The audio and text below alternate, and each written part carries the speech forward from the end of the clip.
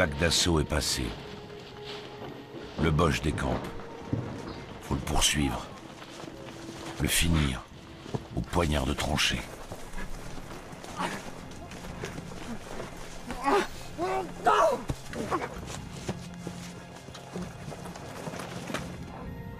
Voilà. Le Boche est crevé. Le poilu n'aura pas le temps d'en être fier ou d'avoir des états d'âme. Sa petite victoire est celle d'un malade, celle d'un mort en sursis. Il abrite un tueur, un des plus dangereux que l'humanité ait jamais connu. Un virus.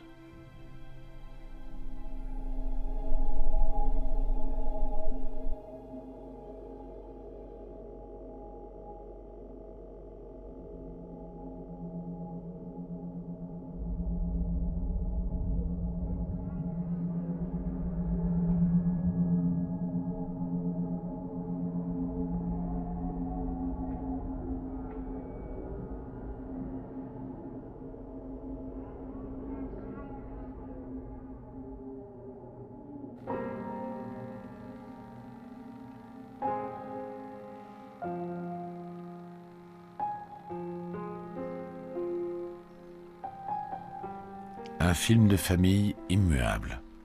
Depuis des décennies, Louis et son fils François marquent l'arrêt devant le monument aux morts. Un regard vers le nom du grand-père de François, qui y figure comme ceux des 83 autres hommes de la commune, morts pendant la guerre de 14-18. Le village a payé le prix du sang. Et puis, il y a l'autre visite, tout aussi obligatoire. Ici repose Narcisse. Lui aussi était soldat, mort en septembre 1918. L'autre grand-père de François, fauché par la grippe espagnole, comme d'autres, peut-être beaucoup d'autres habitants. Le village a aussi payé le prix de la maladie. 14 octobre 1918, je vois que le pays est pris par la grippe. La semaine dernière, la gorge me piquait un matin, mais ça n'a pas eu de suite. Un léger rhume de cerveau et c'est tout. Mais on va chez un bistrot où ils ont été tous atteints. Et puis celle-ci. 22 octobre 18, ma chère Jeanne, j'ai reçu hier ta lettre. L'épidémie se continue assez forte, surtout dans les villes, et principalement plus sérieuse pour les jeunesses. Mais il faut mieux se soigner que de badiner avec ça.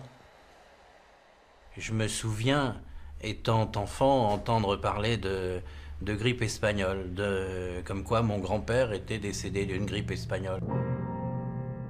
Moi, enfant, évidemment, la grippe, c'était un rhume, c'était quelques jours de vacances sous un édredon.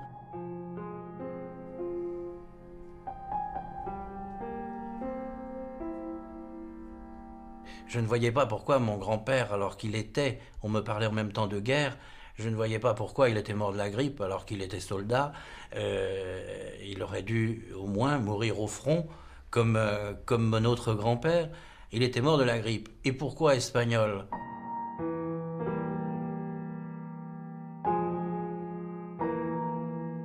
Autre chose faisait que c'était pour moi un mystère, c'est qu'en même temps, quand nous allions sur sa tombe, on me parlait de ce fameux cercueil plombé. Ton grand-père est là, il est mort de la grippe espagnole et il est dans un cercueil plombé. Ce n'est pas que le corps de Narcisse qui repose dans un cercueil plombé, mais toute une histoire aux allures de cauchemar.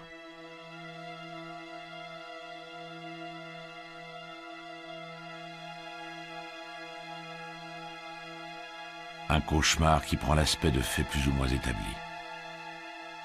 En 1918, l'humanité entière est attrapée au col par la grippe.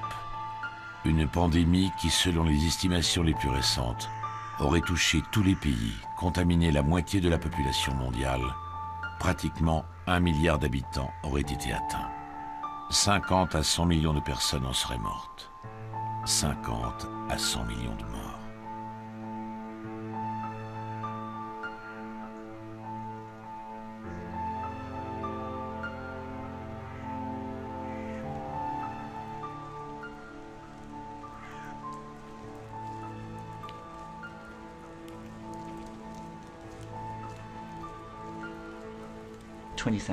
Si 20 000 personnes meurent, c'est une statistique. Si une personne meurt, c'est une tragédie. C'est comme ça qu'on doit voir les choses quand on parle de la grippe espagnole. Je peux vous donner l'exemple de ce couple du Flintshire, une province isolée d'Angleterre. Quand ils se marient en octobre 1918, ils se connaissent depuis à peine 8 semaines. Soudainement, la grippe espagnole se répand dans toute la communauté. Elle frappe et détruit le couple. Le jeune marié meurt en laissant sa femme seule. Elle a une photo, c'est tout ce qu'elle possède.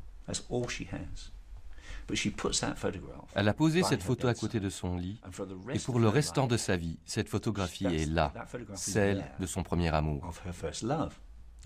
Prenez cette anecdote, multipliez-la par 50 millions et vous comprendrez les effets de la grippe espagnole. Ils ne contemplent donc pas l'avenir, mais l'oubli, le néant auquel eux et toutes les autres victimes ont été condamnés.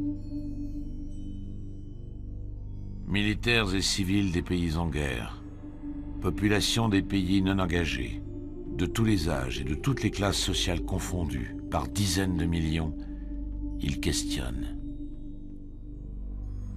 Pourquoi cette catastrophe n'est toujours pas considérée comme un des événements majeurs du XXe siècle? Comment a-t-elle pu prendre une telle ampleur? Que raconte cette histoire méconnue, explorée par les historiens, les scientifiques, qui avancent pas à pas sur le chemin des hypothèses, des incertitudes? Que révèle aujourd'hui une des plus gigantesques scènes de crime de tous les temps?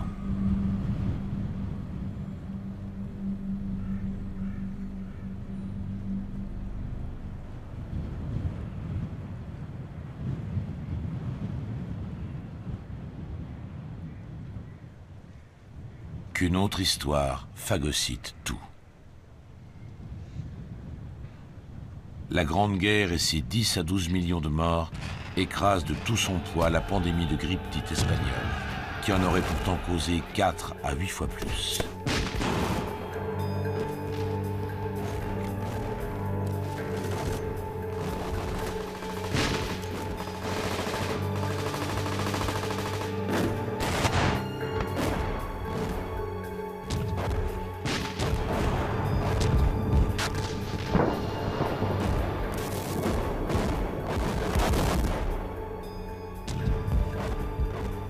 Au chapitre des comptes sordides, le règlement tourne toujours à l'avantage de la DER. Elle fabrique l'assassinat de masse. Elle oblige également la science médicale à une marche forcée, elle qui, depuis des décennies, fait face à l'adversaire traditionnel des armées, la maladie, les maladies.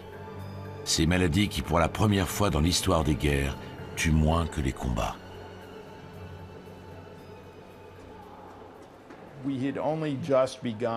La médecine moderne venait à peine d'obtenir de grands succès. On savait comment fabriquer des vaccins contre les maladies infectieuses, et on était plutôt bon dans ce domaine. On savait aussi fabriquer des sérums pour soigner ces maladies, avec des résultats plus mitigés, même s'ils avaient certains effets. Sans aucun doute, nous étions alors arrogants et sûrs de nos aptitudes à identifier les maladies et à les traiter.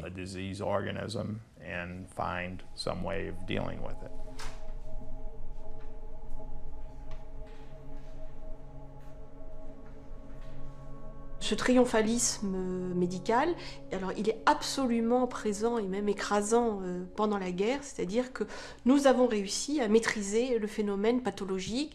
Il y a quasiment plus de malades. C'est vrai sur le front occidental, la typhoïde est maîtrisée par le vaccin, il n'y a aucun ou quasiment pas de cas de typhus ni de choléra, donc c'est un grand triomphe. Et en 1918, avant la fin de la guerre et avant la grippe, les services de santé, qui quand même commencent à entrevoir la fin des opérations, disent ça sera véritablement grâce à notre concours, si ce n'est d'abord grâce à nous, que la guerre sera terminée et victorieuse dans notre camp.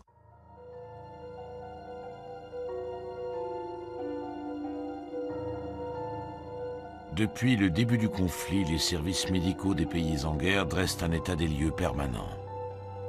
Pondent rapport sur rapport. Par exemple, ce document datant de 1916. un parmi des milliers d'autres établis tout au long de la guerre. Une belle liste de maladies contagieuses. Elle confirme l'état d'alerte, la rigueur. Somme toute, ce rapport semble bien anodin. Il est déjà édifiant. Une belle liste de maladies, il en manque quand même une. La grippe. Mais pourquoi serait-elle digne d'intérêt? Ce n'est que la grippe. Trop saisonnière, trop peu mortelle, trop banale. Alors aucune veille sanitaire ne la prévoit. Rien d'inquiétant, semble-t-il. Signalons parmi d'autres foyers épidémiques potentiels plusieurs types d'infections bronchopulmonaires, qui sont également décrits dans quelques rapports de plusieurs régions militaires, là encore dès 1916. Mais là, on parle de grippe. Renseignement particulier. Du 10 au 20 mars. La grippe qui avait sévi à Agen en janvier et février, causant des morts par complications pulmonaires, est en pleine décroissance. On ne signale plus qu'un cas grave, avec décès.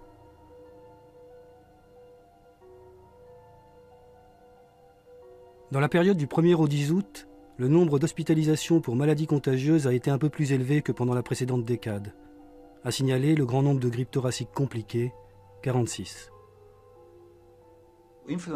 La grippe ne se propage pas en une seule grande vague épidémique. Il ne s'agit pas d'un grand tsunami. Elle se propage en plusieurs vagues, comme cela a toujours été le cas.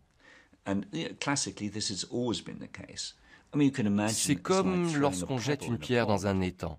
Elle provoque une vaguelette, puis une autre, et ainsi de suite. C'est comme ça que se propage la grippe.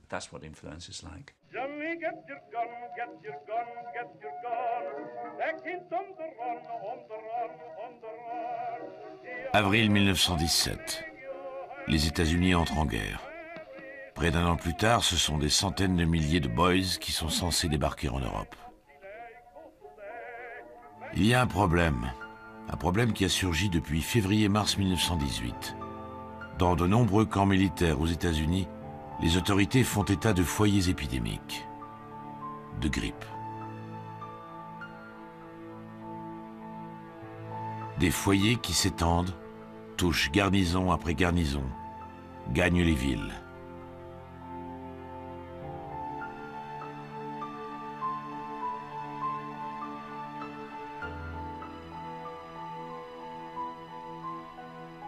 Le corps expéditionnaire américain a beaucoup de mal à se déployer, surtout qu'il arrive avec un très encombrant passager clandestin. Cette grippe qui fait rage sur les bateaux où s'entassent les recrues.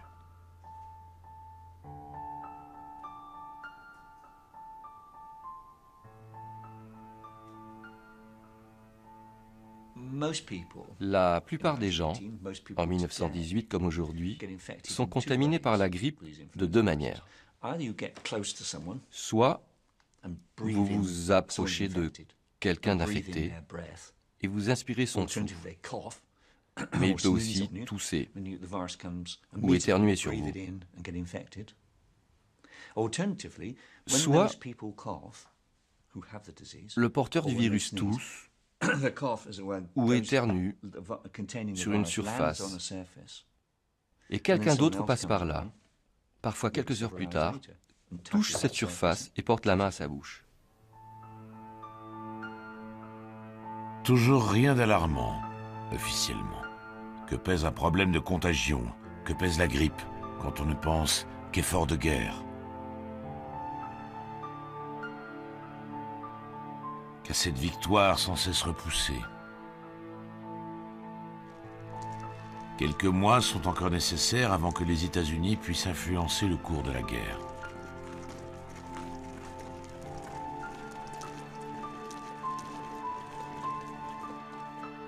Le haut commandement allemand joue alors son va-tout. Depuis décembre 1917, la fin des combats contre une Russie en pleine révolution bolchevique permet de transférer des dizaines de divisions sur le front ouest.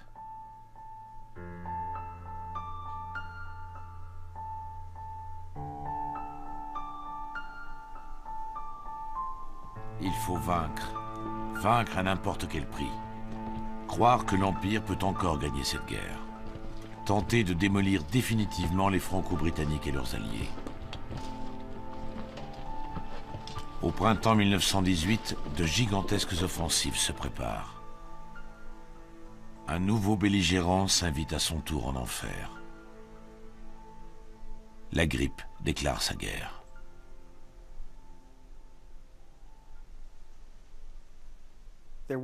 Une épidémie s'est déclenchée tôt dans l'année 1918, vers mars-avril. Cette épidémie ne semblait pas alors si virulente. Pas si violente, de fait, elle frappe fort. La grippe semble avoir fait son apparition aux armées du 10 au 20 avril 1918. Dès la fin d'avril, l'affection présente un caractère de diffusion extrême et atteint toutes les armées. Lors de ses premiers assauts, elle tue peu, mais affaiblit considérablement. La grippe, la maladie quantité négligeable, joue l'invité de la dernière heure, et elle est accompagnée. Un autre phénomène inquiétant est immédiatement observé. Apparition de complications pulmonaires, pneumonie et bronchopneumonie. Développement des complications bronchopulmonaires.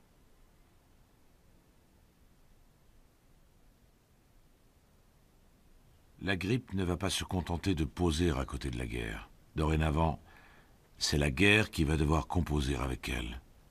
Grippe et guerre et grippe, un couple diabolique se forme. Je pense que la Grande Guerre a contribué à l'émergence de la grippe.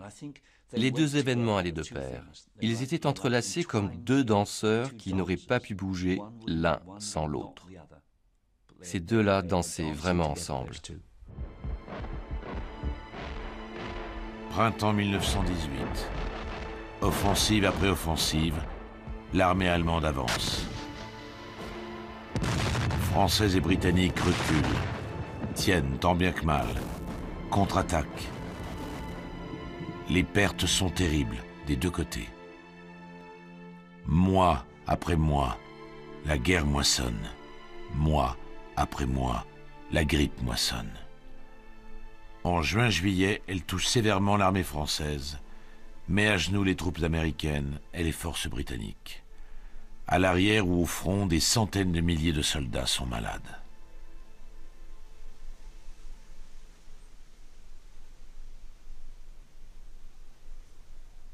Une opportunité dont ne peuvent tirer parti les Allemands. Ludendorff, le général en chef allemand, a rendu la grippe responsable de l'échec de sa dernière offensive, qui, selon lui, aurait pu mener son pays à la victoire. Si l'on en croit Ludendorff, la grippe aurait donc joué un rôle dans le cours de la guerre. Personnellement, j'en doute. D'abord parce qu'il y a eu beaucoup d'offensives allemandes pendant cette période. Alors est-ce que celle-là aurait pu être décisive ? La question reste posée. Ensuite, parce que les troupes anglaises, françaises et américaines ont aussi souffert de la grippe. Pourtant, ce que dit le commandant en chef des armées allemandes est crucial. Qu'il la mentionne, voire l'accuse, prouve que la grippe n'est plus une maladie anodine, mais un acteur à part entière qui pèse sur le déroulement des opérations. Et il y a les faits. Comme les autres armées, l'armée impériale est touchée dès mars-avril 1918. En juillet, elle est littéralement ravagée par la grippe. Des centaines de milliers d'hommes auraient été dans l'incapacité de combattre et évacués. Du côté allemand, l'heure des offensives à outrance est terminée. Et dans tous les camps, un constat. Un nouvel ennemi est né. Un micro-organisme. Imprévisible, invisible, implacable. Doté aujourd'hui d'un nom scientifique, H1N1. Le virus de la grippe espagnole est en fait similaire à n'importe quel autre virus de la grippe. Il ressemble à ce modèle. La partie intérieure est très importante, car c'est là que se trouve l'information génétique du virus. Elle est basée sur le même principe que le génome humain, mais en plus petit, bien entendu. Les protéines importantes sont ici. Voici H1 et voici N1. Cette protéine, ici, a le rôle le plus important. Quand en 1918 les gens étaient infectés par ce virus, la première chose qui se passait, c'est que ce virus, utilisant cette protéine, entrait dans leur organisme par les voies respiratoires. Ce virus s'accrochait ensuite sur une cellule de la gorge ou de l'intérieur du nez en utilisant cette protéine. À partir de ce moment-là, rien n'était visible pendant à peu près 12 heures. Tout se passait alors sous la surface, à l'intérieur du corps.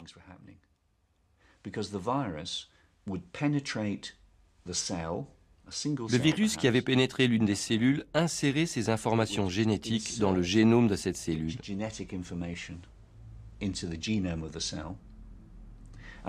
Et celle-ci les dupliquait, reproduisant ainsi le virus.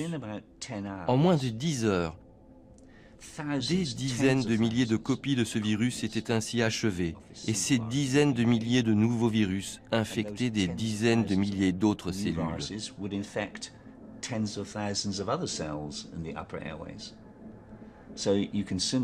C'est comme une réaction atomique.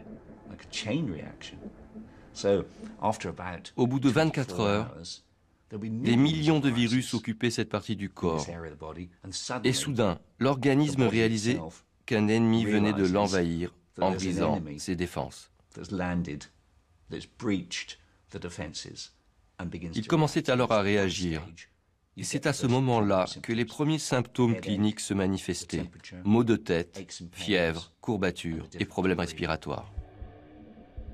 Mais en 1918, la grippe est encore une inconnue. Le terme virus est rarement employé.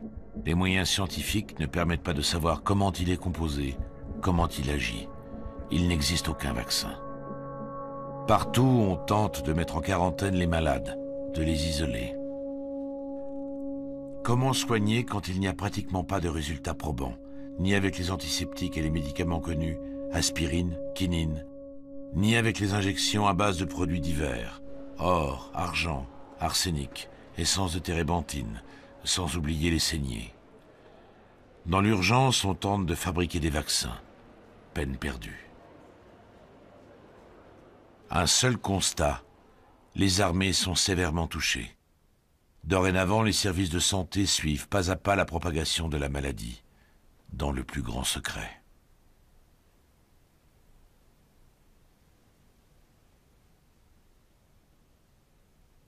Il y a déjà une question de circulation de l'information qui est soumise à des systèmes de contraintes dues à la guerre, donc à la censure en particulier. L'information sanitaire est considérée comme très sensible, donc ce qui concerne les épidémies est spécialement mis sous le boisseau et interdit de diffusion dans la presse. C'est pourquoi souvent les autorités sanitaires communiquent par code et utilisent pour ça la terminologie en vigueur dans l'armée qui est de dénommer chaque pathologie par un numéro. Et la grippe est la maladie 11 et c'est souvent comme ça en fait qu'on la voit nommée de façon précisément à ne pas en répandre l'idée dans la population. Numéro 11 pour les autorités sanitaires en 1918. H1N1 pour les scientifiques qui depuis des années cherchent à résoudre le mystère de ses origines. En analysant les gènes du virus après l'avoir séquencé et reconstruit, nous estimons aujourd'hui qu'il est d'origine aviaire. C'est un type de virus qui peut se transmettre à un grand nombre d'espèces. Il infecte les humains, les chevaux, les cochons, les oiseaux domestiques comme les poules et les dindes. Il infecte aussi les oiseaux sauvages comme les canards et les oiseaux de mer, mais ses particularités lui ont permis de s'adapter à l'être humain tout en gardant son caractère aviaire. Le virus de 1918 nous donne donc des indices sur la manière dont un virus aviaire peut muter pour devenir un virus humain.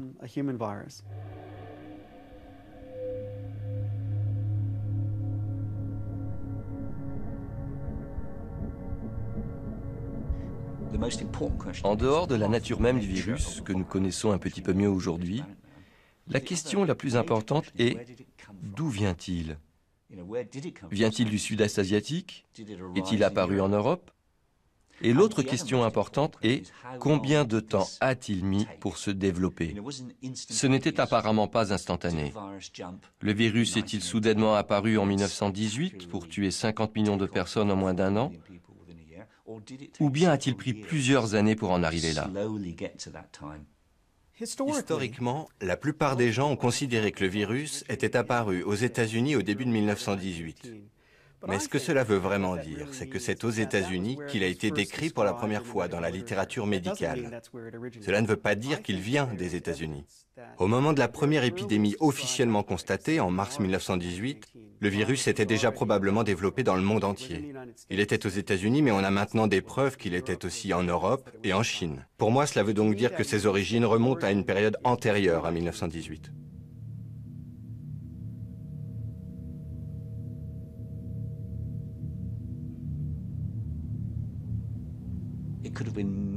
Cela aurait pu être n'importe où dans le monde. Nous cherchons donc un lieu accueillant des oiseaux migrateurs et aussi des oiseaux domestiques, comme des canards, des oies ou des poules. Nous cherchons aussi un lieu regroupant beaucoup de gens. Des preuves permettent d'affirmer que tous ces facteurs étaient réunis sur le front ouest, en France, dans le camp militaire britannique d'Étaples, de fait, dès 1916.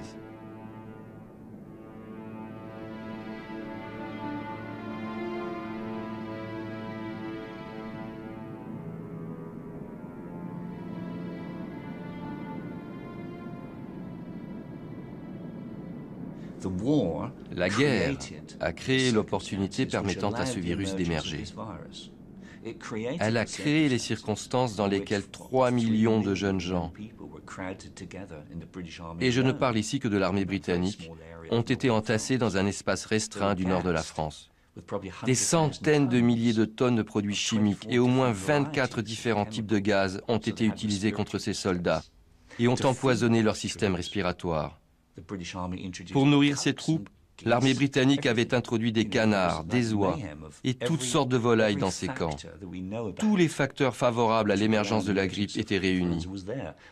Et comme si cela ne suffisait pas, Étaples se trouvait exactement sur la route migratoire des oies et des cygnes potentiellement infectés qui venaient de Sibérie pour se rendre en Afrique du Sud. Des hypothèses qui seront peut-être un jour confirmées. Ou jamais. À l'époque, les préoccupations sont autres. Au printemps-été 1918, les différentes forces armées se demandent comment endiguer les assauts de la grippe. Quant aux populations civiles, elles sont aussi très violemment touchées et pratiquement laissées à l'abandon par les autorités sanitaires. La plupart des médecins sont mobilisés, s'occupent en priorité des militaires, et puis pour l'instant, le nombre peu élevé de morts, au moins officiellement, n'inquiète pas. On ne parle même pas d'épidémie.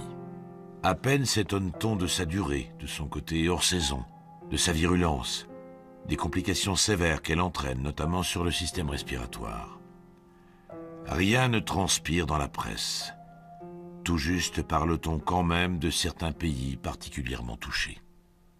Au-delà de toutes les théories concernant l'origine de la pandémie, il y a au moins une chose dont on est sûr, c'est que la grippe espagnole n'a pas commencé en Espagne. Elle est appelée grippe espagnole car l'Espagne n'était pas en guerre. Donc les journaux espagnols pouvaient écrire des articles sur l'épidémie, alors qu'aucun journal anglais ou français ne pouvait aborder le sujet à cause de la censure. Grippe espagnole, un surnom pour la postérité. Le bouc émissaire est pratique. Les pays en guerre sont déjà responsables d'une effroyable boucherie. Autant se débarrasser de la responsabilité de l'épidémie sur un autre pays, de surcroît neutre, et qui alerte le monde d'un véritable fléau, dès le printemps.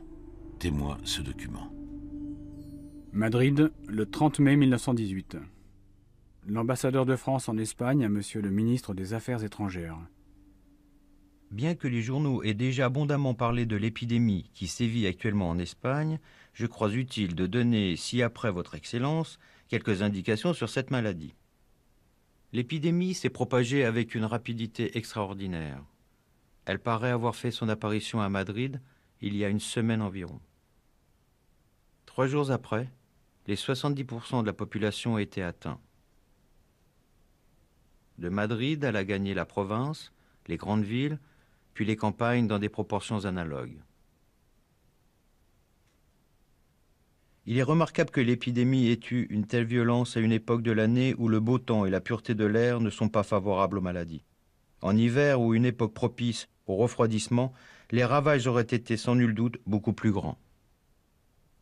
Monsieur l'ambassadeur de France ne pouvait pas imaginer à quel point son rapport était prémonitoire. À l'été 1918, toute l'Europe a déjà la grippe. Le virus continue de labourer dans les sillons d'une guerre interminable et continue à se répandre partout dans le monde. Dans un silence quasi général, plus aucun endroit n'est épargné.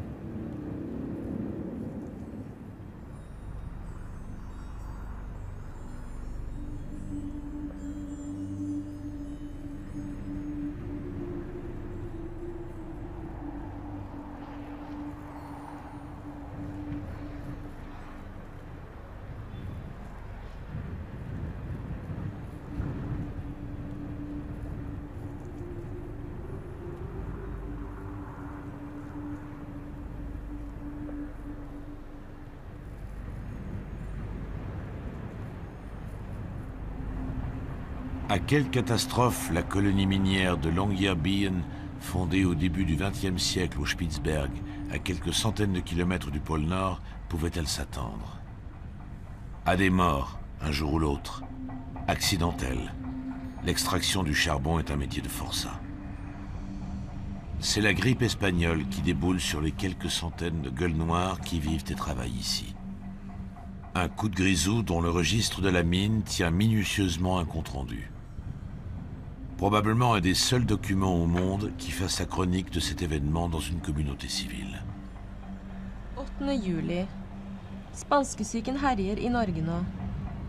8 juillet. La grippe espagnole fait rage en Norvège. 27 juillet. Maintenant, la grippe a réellement commencé à devenir sérieuse. 29 juillet.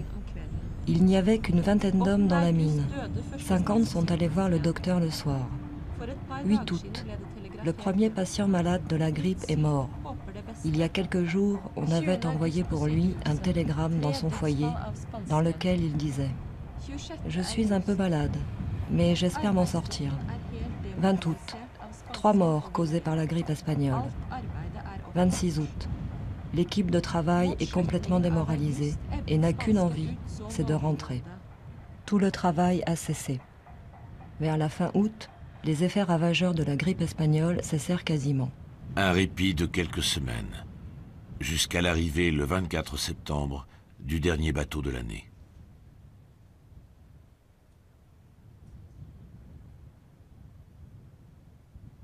Le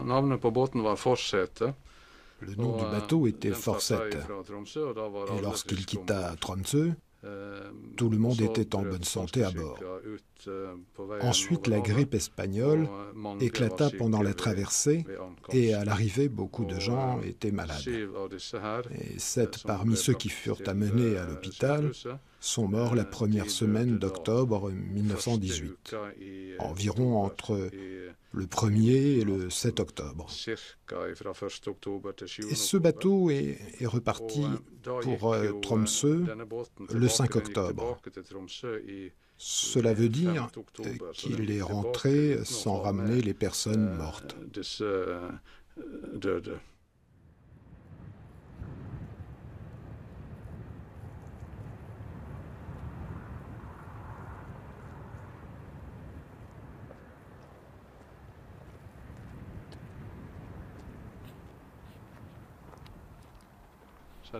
Hans Hansen, qui est mort le 3 octobre. Tormod Albrigtsen est mort le même jour, le 3 octobre. Et puis c'est Magnus Gabrielsen qui est mort le 2 octobre et Ole Christoffersen le 1er octobre. Et celui-là là-bas, au fond, c'est Johan Bjerk qui est mort le 4 octobre.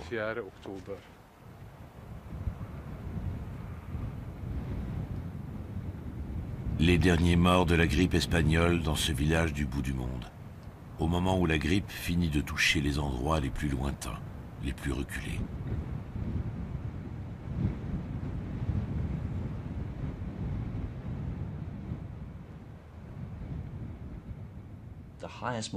C'est dans les régions du Grand Nord que le taux de mortalité a été le plus élevé.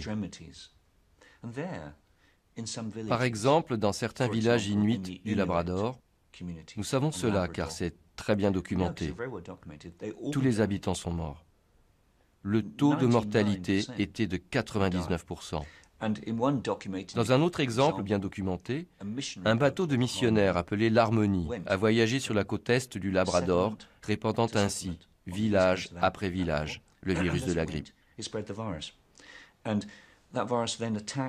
Le problème était que là-bas, dès que les jeunes mouraient, et c'est ce qui arriva, plus personne n'était capable de s'occuper des communautés. Il n'y avait personne pour couper le bois, personne pour apporter de l'eau, personne pour chasser, si bien que les gens commençaient à mourir pour d'autres motifs que la grippe.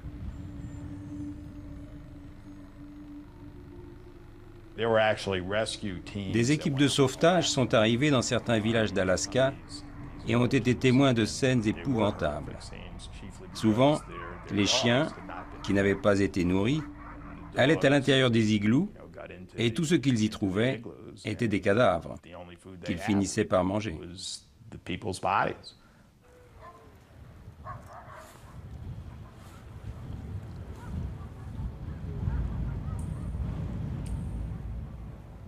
Vintimille, le 8 septembre 1918. Le consul de France à Monsieur le ministre des Affaires étrangères. Les autorités ayant reçu des ordres très sévères pour ne pas laisser transpirer la vérité, c'est par une enquête personnelle et discrète que j'ai pu obtenir les renseignements. Depuis Savona jusqu'à Tadja sévit une maladie importée par des troupes indiennes débarquées à Savona.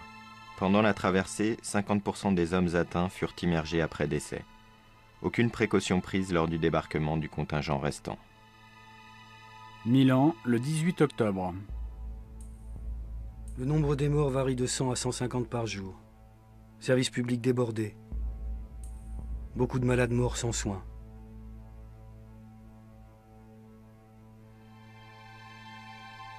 La Havane, le 8 octobre. À Monsieur le ministre des Affaires étrangères. Transatlantique espagnol, arrivé hier soir. 27 passagers décédés. Nombreux autres malades, dont plusieurs mourants. Grippe infectieuse. Bruit court, il s'agit choléra. Plusieurs passagers se sont suicidés pour mettre fin à leur souffrance. Bogota, le 27 octobre. Les 3/4 des habitants atteints. La plupart des administrations fermées ou désorganisées.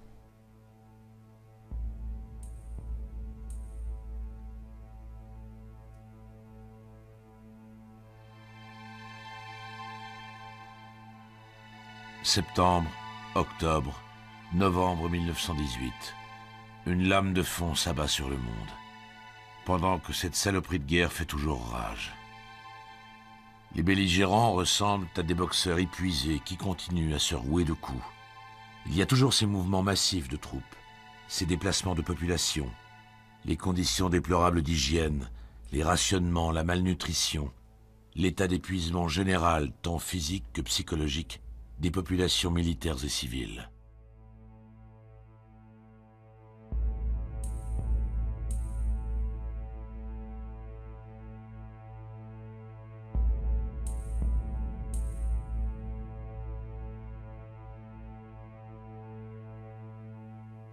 À l'évidence, le virus de la grippe espagnole a changé entre le printemps, l'été et l'automne 1918.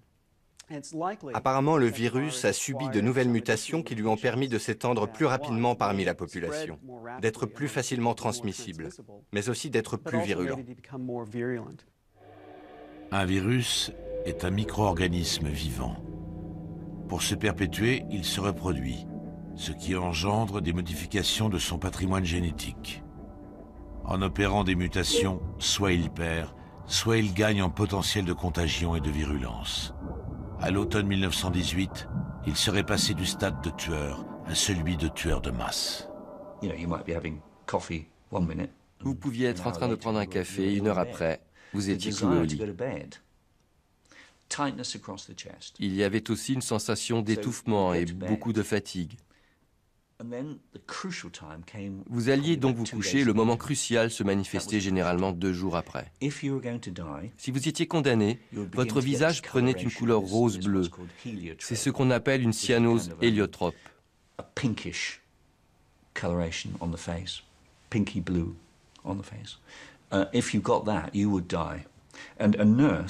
À l'époque, une infirmière ou un médecin examinant un groupe de malades, civils et militaires, dans une salle d'hôpital, pouvait s'arrêter devant certains d'entre eux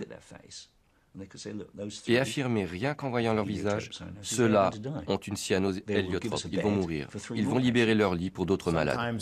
Parfois, la peau de ces malades devenait si sombre à cause du manque d'oxygène que certains médecins avaient du mal à distinguer les soldats noirs des soldats blancs. Ça favorisait bien sûr les rumeurs de peste noire.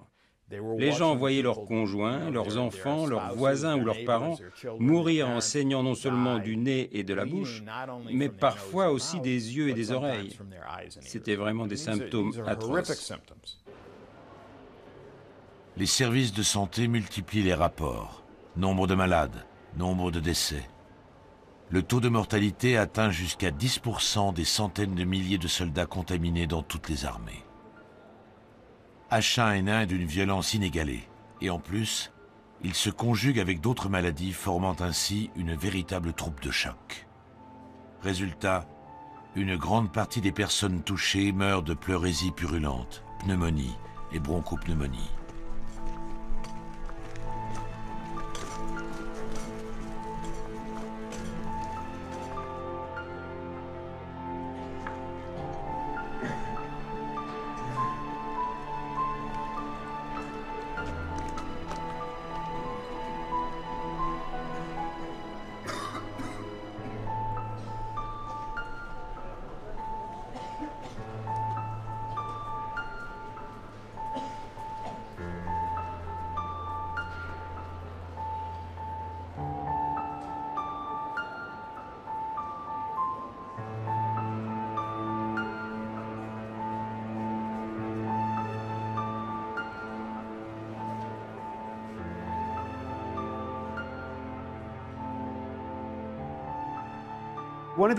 L'une des particularités de la grippe de 1918 concerne ses victimes.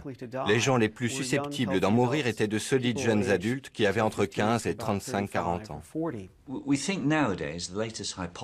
L'hypothèse la plus récente concernant ces jeunes victimes, et ce n'est qu'une théorie, est que le système immunitaire de ces jeunes gens s'est emballé. C'est un peu comme la charge de la brigade légère. La cavalerie reçoit l'ordre de charger, elle se précipite sur l'ennemi. Mais si vous dites stop, elle ne peut plus obéir. C'est trop tard. On considère aujourd'hui que certaines victimes sont mortes à cause d'une réaction excessive de leur propre système immunitaire. Cette réaction excessive se traduisait par des poumons saturés de fluide, tandis que le système immunitaire tentait de combattre la maladie. Et bien sûr, les poumons ne pouvaient donc plus remplir leurs fonctions. Très rapidement, la victime affaiblie ne pouvait plus respirer correctement. Les fonctions vitales commençaient à s'arrêter. Autre phénomène, autre complication, cette grippe, d'une violence inégalée, semble affecter le système nerveux, l'affaiblit ou l'endommage considérablement. On sait aujourd'hui que la grippe peut provoquer des troubles neurologiques. En 1918, le corps médical fait état en France, en Grande-Bretagne, aux États-Unis, de vagues de suicides, de dépression nerveuse, de crises de délire, d'hystérie, de comportements violents ou apathiques.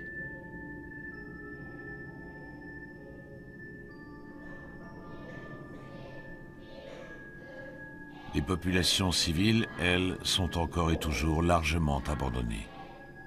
Les rares médecins qui n'ont pas été mobilisés ne sont pas préparés, n'arrivent pas à faire face à l'ampleur et à la brutalité du fléau.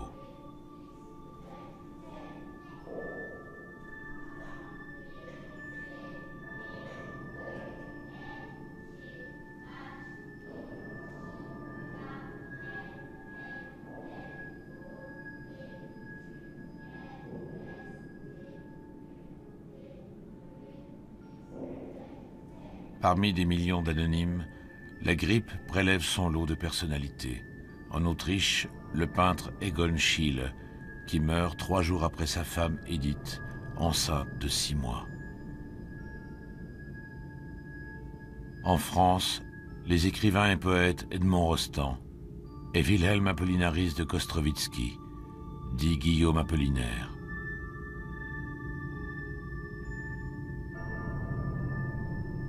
Dans les pays occidentaux, jusqu'à 10% des personnes contaminées meurent. Verrouillés par la censure, les médias se taisent. En Europe, un pays neutre se fait l'écho du chaos social, la Suisse.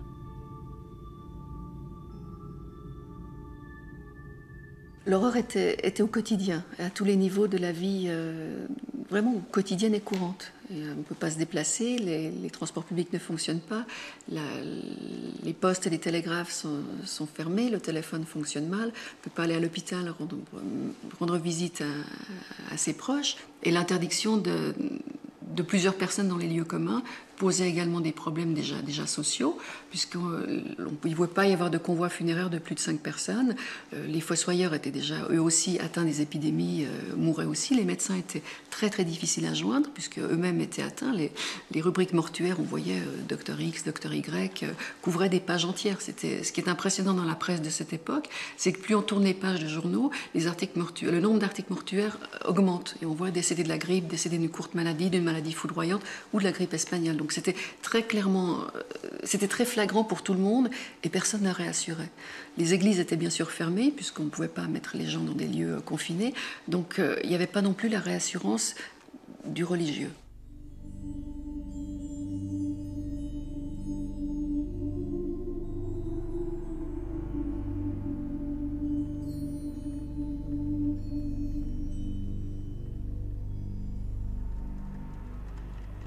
On ne sait pas du tout qui est l'ennemi. L'ennemi peut être partout. L'ennemi, c'est l'autre. L'ennemi, ça peut être le voisin. C'est un mal très sournois. C'est une guerre peut-être psychologique, d'un certain aspect, qui est beaucoup plus lourde. On ne voit pas l'arme. L'arme est invisible. La situation était telle qu'elle rendait les gens méfiants les uns envers les autres. C'était du chacun pour soi. Toute relation de confiance dans la société avait disparu et la société elle-même commença à s'effondrer. Dès le mois d'octobre, la terreur arbore un nouveau masque, universel, le visage de la peur de respirer.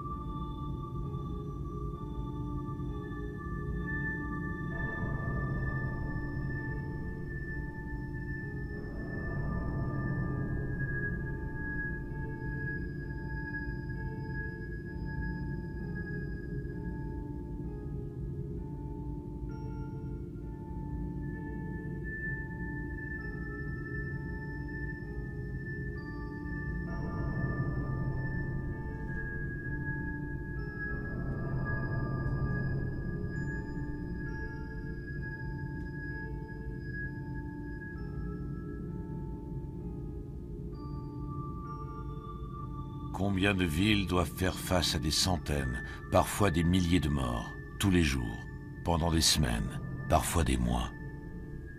Des corps qu'on entasse dans des morgues provisoires, qu'on déverse dans des fosses communes.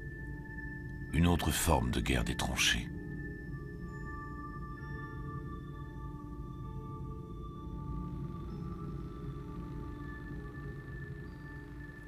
C'est facile de critiquer la réponse des autorités médicales et des responsables de la santé publique de l'époque.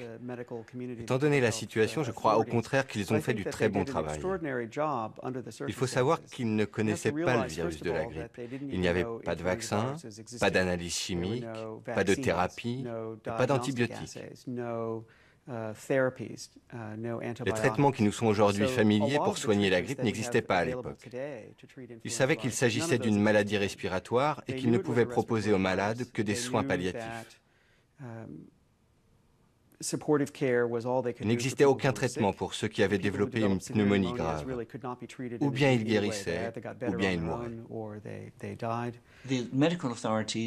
Les autorités médicales n'étaient pas préparées à ce qui allait se passer. D'ailleurs, pourquoi l'auraient-elles été? Elles ne pouvaient pas prévoir cette pandémie. Elles ont été surprises par un événement fondamentalement imprévisible.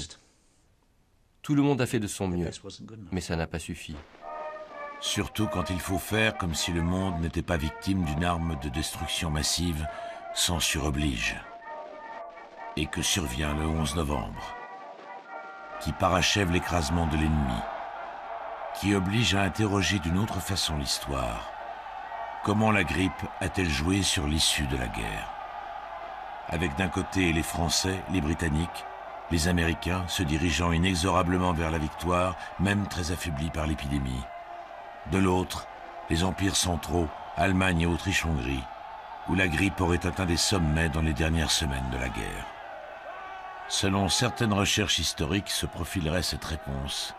La grippe espagnole aurait contribué à accélérer la marche forcée vers la fin des hostilités. Reste à déterminer si ce rôle a été important, voire prépondérant. Ce qui est certain, c'est qu'à la sacro-sainte 11e heure du 11e jour du 11e mois, l'histoire se fige. Pas la maladie 11. Reykjavik, le 11 novembre. Le vice-consul de France en Islande à Monsieur le ministre des Affaires étrangères. Toutes écoles fermées. Tous journaux ont cessé paraître. Toute activité suspendue dans le port. Stop. Les 3/4 de la population alitée. C'est seulement après des instances répétées que le seul employé du télégraphe, encore debout, a consenti à envoyer ce message. Les nouvelles du monde extérieur ont à peu près cessé de parvenir ici. La population est dans un état lamentable et bien des maisons, dont tous les habitants sont malades, n'ont aucune communication avec le restant de la ville et ne reçoivent par conséquent aucune assistance.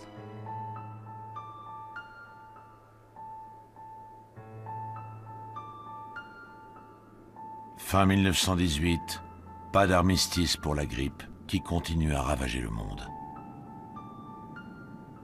Pendant la guerre, la censure masquait la maladie.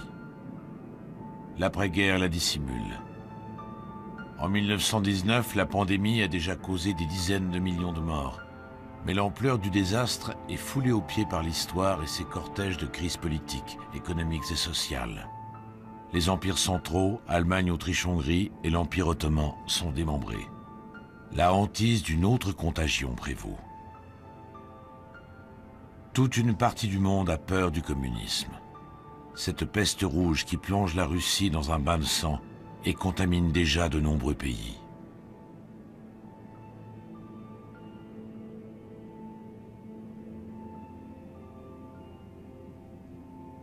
Cette après-guerre qui offre malgré tout aux vainqueurs une paix retrouvée, la nécessité de reconstruire, l'espoir d'un monde nouveau.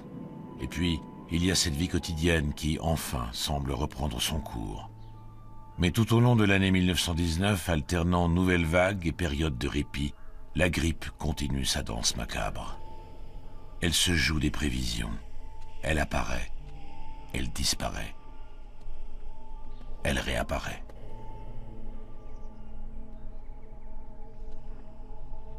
« 1920 marquerait la fin de la pandémie de grippe espagnole.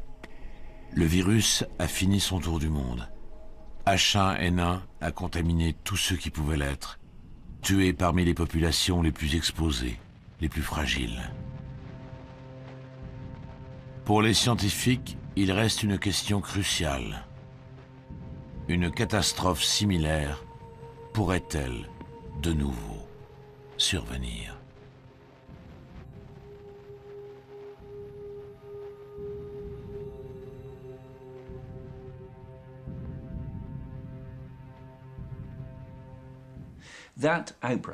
Cette pandémie est la plus importante que l'humanité ait jamais connue. Plus dévastatrice que la pandémie de peste bubonique, beaucoup plus. Bien plus grave que n'importe quelle pandémie de variole connue. C'était énorme. Tant qu'on n'aura pas compris ça, nous serons toujours vulnérables, même au XXIe siècle, à une nouvelle pandémie. Nous sommes vulnérables parce que nous nous disons que rien ne va nous arriver. Pas d'inquiétude. Croisons les doigts, tout ira bien. C'est ce que nous devons éviter. C'est très facile de tomber dans ce piège.